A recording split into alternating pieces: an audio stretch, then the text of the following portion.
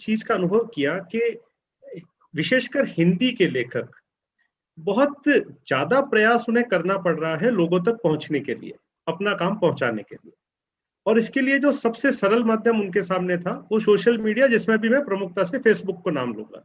क्यों, फेसबुक पर आप देखेंगे आज भी सारे लेखक एक तरह से लगे रहते हैं, लेकिन सोशल मीडिया उन्हें जो एक प्लेटफॉर्म दे रहा था, वहां से सिर्फ प्रासंगिक बने रह सकते थे वो लोग, कि मैं आपकी नजरों में हूं कि हाँ, इस तरह का कोई व्यक्ति है जिसकी एक कोई किताब आई है जिसके बारे में वो बात कर रहा है। लेकिन अपना पिछला काम या आगे आने वाला काम या रोजमर्रा में उसे प्रेजेंट कर पाना किसी के लिए भी बहुत ज्यादा मुश्किल था। एक ये चीज हमने अनुभव की। दूसरी चीज जो हमने अनुभव की कि हम भारत भर में किताबें ऑन ऑर्डर सप्लाई कर रहे थे, सभी को डिस्ट्रीब्यूट कर रहे थे। तो हिंदी की किताबें सबसे ज्यादा केरला में, सिक्किम में, कोलकाता में, यानी जहां पर हिंदी की किताबें उपलब्ध नहीं है वहां पहुंचाई जा रही थी। तो कुल मिलाकर हमारे सामने जो दृश्य बन रहा था वो कुछ ऐसा था कि लोग जुड़ना चाहते हैं, लेकिन जुड़ने के लिए कोई उचित माध्यम उनके पास नहीं है।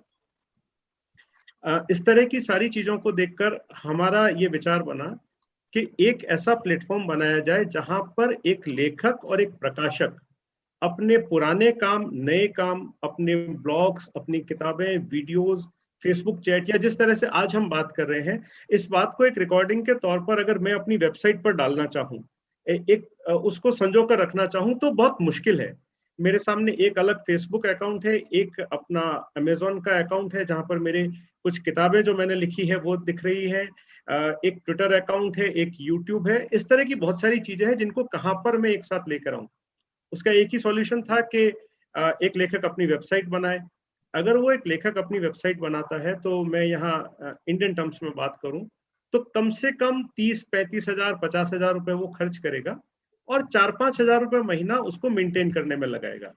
तो हमने एक ऐसा सॉल्यूशन, एक ऐसा प्लेटफॉर्म डेवलप किया है जहां पर लेखक अपनी किताबें, अपने ब्लॉग्स, अपनी किताबों के रिव्यूज जो कहीं ऑनलाइन पब्लिश हुए हैं, कुछ अगर उनके पास अपने वीडियोस हैं, चाहे वो फेसबुक टॉक्स के माध्यम से हो या किसी भी और माध्यम में जहां पर उन्होंने दिए हैं, और इस तरह की तमाम जानकारी, उनके सोशल मीडिया हैंडल्स, वो एक वेब स्टोर पर एम्बेड कर सकते हैं अपने आप से। और उस वेब स्टोर को वो पीछे एक डैशबोर्ड से हैंडल करते हैं, जो डैशबोर्ड उतना ही सरल है जितना फेसबुक चलाना। यानी किसी लेखक को अपने काम को दुनिया तक पहुंचाने के लिए किसी वेबसाइट डेवलपर की जरूरत नहीं है, किसी टेक्निकल हैंड की जरूरत नहीं है जिसको लेके जाए।